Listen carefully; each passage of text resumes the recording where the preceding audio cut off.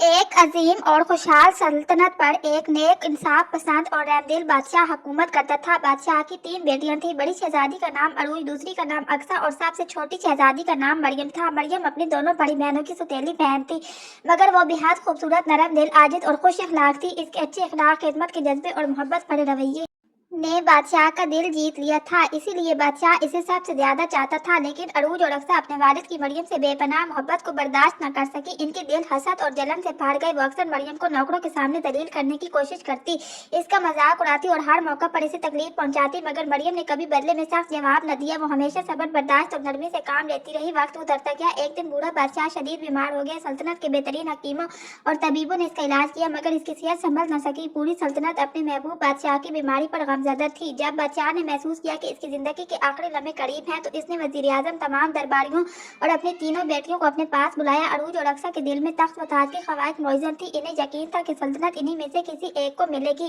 مگر سب حیران رہ گئے جب بادشاہ نے اپنے کمزور ہاتھوں سے شاہی تاج اٹھایا اور اپنی سب سے چھوٹی بیٹی مریم کے سر پر رکھ دیا۔ بادشاہ نے دھیمی مگر پراعتماد آواز میں کہا، میرے عزیزو، سلطنت صرف عمر یا بڑائی کی بنیاد پر نہیں چلتی، بلکہ انصاف، دیانتداری اور اچھے کردار سے چلتی ہے۔ مریم نے ہمیشہ محبت، صبر اور خدمت سے سب کے دل جیتی ہیں، اس لیے میرے بعد یہی اس سلطنت کی ملکہ ہوگی۔ یہ الفاظ کہنے کے بعد بادشاہ نے آخری سانس لی اور ہمیشہ کے لیے اس دنیا سے رخصت ہو گیا۔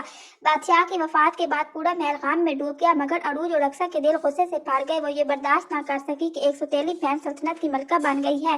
انہوں نے مریم کو تخت سے ہٹانے کی کئی سازشیں کی اور وزیر اعظم کو بھی اپنے ساتھ ملانے کی کوشش کی، لیکن وزیر ایک ایماندار اور وفادار شخص تھا، اس نے انکار کر دیا اور ملکہ مریم کا ساتھ دیا۔ جب مریم نے سلطنت کا اقتدار سنبھالا تو سب کو یہی توقع تھی کہ وہ اپنی بہنوں کو ان کے ظلم کا بدلہ دے گی، مگر مریم نے تخت نشین ہوتے ہی اعلان کیا، آج سے میری کوئی سوتیلی یا سگی بہن نہیں، ہم تینوں ایک ہی باپ کی بیٹیاں ہیں۔ میرے دل میں کسی کے لیے نفرت یا انتقام نہیں، بلکہ صرف محبت اور معافی ہے۔ مریم نے نہ صرف اپنی دونوں بہنوں کو معاف کر دیا، بلکہ انہیں شاہی محل میں عزت اور احترام کے ساتھ رہنے کا حق بھی دیا۔ مریم کی حسن اخلاق، رحمدلی اور عظیم کردار نے عروج اور اقصی کے دل بدل دیے۔ وہ دونوں شرمندگی سے رو پڑی، مریم کے قدموں میں گر گئی اور اپنی تمام زیادتیوں کی دل سے معافی مانگی۔ مریم نے انہیں محبت سے گلے لگا لیا۔ اس دن کے بعد تینوں بہنیں مل کر سلطنت کی خدمت کرنے لگی۔